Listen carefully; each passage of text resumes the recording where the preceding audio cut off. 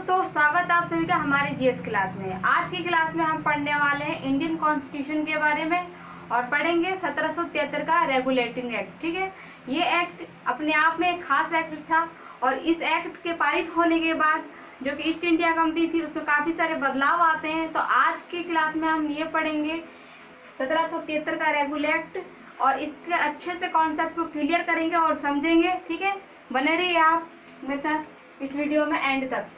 सबसे पहले हम देखेंगे भारतीय इतिहास के बारे में, इंडियन कॉन्स्टिट्यूशन। ठीक है, इंडियन कॉन्स्टिट्यूशन में आज हम क्या पढ़ने वाले हैं तो 1773 का रेगुलेटिंग एक्ट। ठीक है, रेगुलेटिंग एक्ट इतना खास क्यों था, इसे किसने पारित किया था और क्या कारण थे इसको पारित करने के, इसके बारे में आज हम चर्चा करेंगे। ठीक है, तो सबसे पहले हम कुछ बेसिक जानकारी के बारे में बात करेंगे जो कि रिलेटेड है 1773 के रेगुलेटिंग एक्ट से। ठीक है दोस्तों, तो सबसे पहले हम देखेंगे कि भारत में ईस्ट इंडिया कंपनी नाम की एक कंपनी आती है 1600 ई में। ठीक है दोस्तों, यहाँ पे आप देखेंगे 1600 ई में कौन सी कंपनी आती है तो ईस्ट इंडिया नाम की। ठीक है, ईस्ट इंडिया। आप बेसिक जानकारी के तौर पे हम यहाँ पे देखेंगे, आप यहाँ पे ध्यान देंगे कि 1600 ई में भारत में ईस्ट इंडिया कंपनी आती है व्यापार के माध्यम से। ठीक है, भारत में आगमन किसका होता है 1600 ई में तो ईस्ट इंडिया कंपनी का किस माध्यम से तो व्यापार के माध्यम से आती है, व्यापार के सूत्र से वो इंडिया में एंट्री करते हैं। ठीक है, इसके बाद देखते ही देखते भारत के बहुत बड़े भूभाग पे, बहुत बड़े क्षेत्रफल पे ये लोग कब्जा कर लेते हैं। ईस्ट इंडिया जो है कब्जा कर लेती है। देखते ही देखते एक कंपनी से ये राजनीतिक शक्ति का रूप ले लेती है ईस्ट इंडिया कंपनी। ठीक है, ईस्ट इंडिया कंपनी को नियंत्रण करने के लिए, ईस्ट इंडिया कंपनी को नियंत्रण करने के लिए जो ब्रिटिश सरकार होती है वो एक एक्ट पारित करती है, एक कानून बनाती है। ठीक है, एक नियम बनाती है एक तरीके का, जिसे 1773 का एक्ट कहा गया है। ठीक है, इस एक्ट के तहत जो कंपनी थी ईस्ट इंडिया कंपनी वो क्या होती है ब्रिटिश सरकार के अधीन हो जाते हैं, यानी कि अब वो एक नियम और कानून के दायरे में जो कि ब्रिटिश सरकार बनाएगी, जो भी नियम और कानून उस दायरे में रह के, यानी कि लिमिटेशन बाउंड्री में रह के ईस्ट इंडिया कंपनी जो है कार्य करेगी। किसके अधीन होके तो ब्रिटिश सरकार के अधीन होके। किसने बनाया था 1773 का एक्ट तो ब्रिटिश सरकार ने बनाया था। ठीक है, आज इसी के बारे में जानेंगे। आपने कुछ बेसिक जानकारी देखी यहाँ पे, आप यहाँ पे ध्यान से देखेंगे। भारत में 1600 ई में कौन सी कंपनी आती है east India company. East India company व्यापार के माध्यम से भारत में आती है और देखते ही देखते भारत के बहुत बड़े क्षेत्रफल पे, बहुत बड़े भूभाग पे ये जो है अपनी राजनीतिक शक्ति का प्रभाव दिखाती है। ईस्ट इंडिया कंपनी से ये राजनीतिक शक्ति में बदल जाती है, राजनीतिक शक्ति का रूप ले लेती है और स्थानीय और प्रांतीय लोगों पे ये शासन अधिकार जमाने लग जाती है धीरे धीरे। ठीक है, ईस्ट इंडिया कंपनी। अब आप यहाँ पे देखेंगे उस दौरान ईस्ट इंडिया कंपनी जब 1600 ई में भारत आती है तो इसके संदर्भ में कुछ मुख्य युद्ध देखेंगे जो कि ईस्ट इंडिया कंपनी एक राजनीतिक शक्ति का रूप कैसे लेती है। स्थानीय प्रांतीय जो राजा महाराजा थे, शासक थे, उनसे युद्ध करके। ठीक है, यहाँ पे आप देखेंगे इसमें खास संदर्भ में हम देखेंगे 1757 का युद्ध, पलासी का युद्ध देखेंगे, बक्सर का युद्ध देखेंगे। ये वह मुख्य युद्ध थे दोस्तों, 1757 का युद्ध और 1764 का युद्ध, ये वह मुख्य युद्ध थे कि इसके बाद जो कि ब्रिटिश सरकार के हाथ में क्या हो जाता है, शाह आलम द्वितीय जो होते हैं, शाह आलम द्वितीय मुगल साम्राज्य के सबसे अंतिम शासक कौन थे, शाह आलम द्वितीय थे। जब हम मुगल एम्पायर पढ़ेंगे तो उसके बारे में जानेंगे। तो यहाँ पे देखेंगे बंगाल, बिहार और उड़ीसा की दीवानी अधिकार, यानी कि दीवानी क्या होता है टैक्स वसूलने के कार्य। ठीक है, वसूलने में शक्ति किसके हाथ में चली जाती है तो कंपनी के हाथ में। पहले क्या थी, ये युद्ध से पहले जब युद्ध में पराजित हो जाते हैं, पलासी का युद्ध देखा हमने, बक्सर का युद्ध देखा हमने, ये वह युद्ध है जो इन युद्धों से ये पराजित हो जाते हैं। ठीक है, शाह आलम द्वितीय जो है अंतिम में जाके बंगाल और बिहार और उड़ीसा की दीवानी किसके हाथ में दे देते हैं तो कंपनी के हाथ में दे देते हैं। कुछ समय बाद कंपनी का शासन प्रशासन चलता रहता है, लेकिन कंपनी के अंतर्गत काफी कमियां देखते हुए जो ब्रिटिश सरकार होती है वो उस पर अपना नियंत्रण कस देती है और कंपनी को अपने अधीन कर लेती है। अब कंपनी जो कार्य करेगी वो किसके कहने पे करेगी, किसके दायरे में रहकर करेगी तो ब्रिटिश सरकार के। और ब्रिटिश सरकार यही पे जो होता है 1773 का एक्ट पारित कर देती है, किसके लिए तो ईस्ट इंडिया कंपनी के लिए।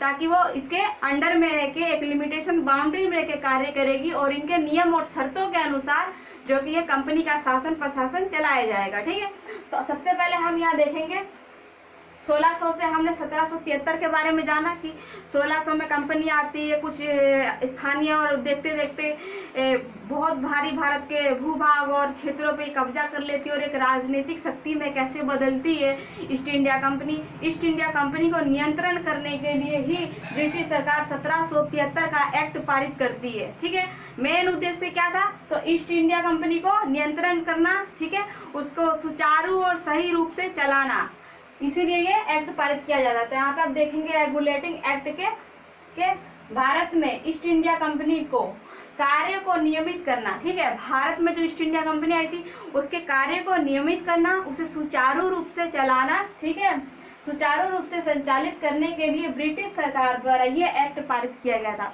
बहुत इजी कॉन्सेप्ट है दोस्तों, आपको समझ में आ जाएगा।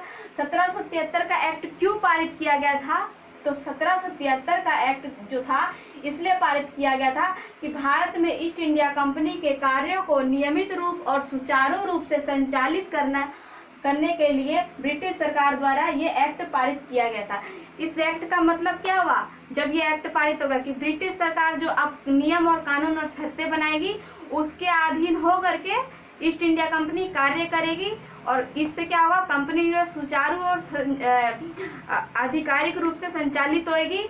इसकी कमियों को दूर किया गया। ठीक है, ईस्ट इंडिया कंपनी में जो कमियां थी उन्हें दूर करने के लिए ही 1773 का एक्ट बनाया जाता है और इस एक्ट के अंतर्गत जो होती है कंपनी जो होती है वो सीधा किसके अधीन हो जाती है, तो ब्रिटिश सरकार के अधीन हो जाती है। 1773 के एक्ट के पारित होने के बाद जो किसके हाथ में चली जाती है डायरेक्ट इसकी शक्ति, तो ब्रिटिश सरकार के हाथ में। ब्रिटिश सरकार जो नियम शर्तें लागू करेगी उसको इसका पालन करना पड़ेगा, उसके लिमिटेशन बाउंड्री में होकर कार्य करना पड़ेगा ताकि कंपनी जो है सही और सुचारू रूप से संचालित हो सके। ठीक है, यहाँ तक आपको समझ में आ गया। एक्ट पारित किया गया तथा कंपनी के शासन पर ब्रिटिश का नियंत्रण स्थापित कर दिया गया। अब यही तो इस एक्ट के दौरान ही जो होता है कंपनी पे ब्रिटिश सरकार का नियंत्रण स्थापित हो जाता है। आपको यहाँ तक समझ में आ गया होगा दोस्तों।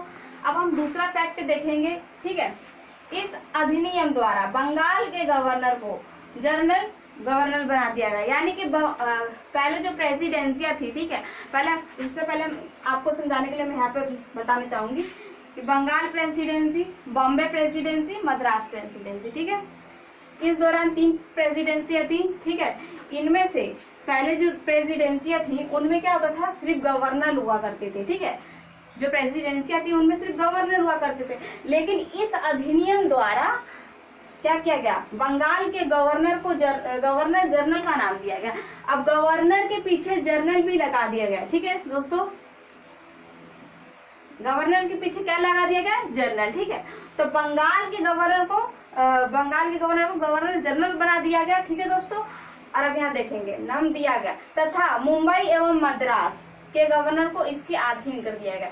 समझ में आ गया होगा दोस्तों आपको कि मान लीजिए पहले बंगाल प्रेसिडेंसी थी, बॉम्बे प्रेसिडेंसी, मद्रास प्रेसिडेंसी। ठीक है, इन तीनों प्रेसिडेंसियों में पहले सिर्फ गवर्नर हुआ करते थे, परंतु इसके बाद क्या हुआ, गवर्नर जनरल लगा दिया गया। ठीक है, किसके नाम के पीछे, सिर्फ बंगाल के गवर्नर के पीछे गवर्नर जनरल भी लगा दिया गया। ठीक है, और ये जो 2 प्रेसिडेंसियां थी, बंगाल प्रेसिडेंसी को मुख्य प्रेसिडेंसी का नाम दिया गया, मुख्य बना दिया गया, यानी कि इसका प्रमोशन कर दिया गया। और ये क्या था, एक हाई कोर्ट था, इसको एक सुप्रीम कोर्ट के रूप में इसको एक पद दे दिया गया। समझाने के लिए दोस्तों मैं इस वर्ड का इस्तेमाल कर रही हूँ। ठीक है, इस शब्द का कि हाई कोर्ट सुप्रीम कोर्ट किया गया, इसको मान लीजिए। और ये जो थी बॉम्बे प्रेसिडेंसी, मद्रास प्रेसिडेंसी, ये किसके अधीन हो गई, किसके अंडर में काम करेगी, तो बंगाल प्रेसिडेंसी के। बंगाल प्रेसिडेंसी जो हो गई इससे ऊपर हो गई, और ये अब दोनों किसको रिपोर्ट करेंगे अपने कार्य के लिए, तो बंगाल प्रेसिडेंसी को। अच्छा, बंगाल प्रेसिडेंसी किसको रिपोर्ट करेगी आगे, जो भी है किसको बताएगी, तो कोर्ट ऑफ डायरेक्टर्स को। ठीक है, उस समय कोर्ट ऑफ डायरेक्टर की संख्या जो थी 24 थी, आप यहाँ देखेंगे। ठीक है, 24 मैंने यहाँ पे लिख रखा है। और ये दोनों किसको रिपोर्ट करेंगे, बंगाल प्रेसिडेंसी को। बंगाल प्रेसिडेंसी किसको करेगी, कोर्ट ऑफ डायरेक्टर्स को। ठीक है, जो कि हाई कोर्ट ऑफ डायरेक्टर्स थे। ठीक है, इनकी संख्या कितनी थी, तो 24 थी। लेकिन ये जो 1773 का एक्ट आता है दोस्तों, 1773 के एक्ट से पहले क्या होता है कि जो तीनों प्रेसिडेंसियां थी अलग अलग, ये सभी अपने अपने कार्य अलग अलग रूप से, सुचारू रूप से और स्वतंत्र रूप से कार्य करते थे।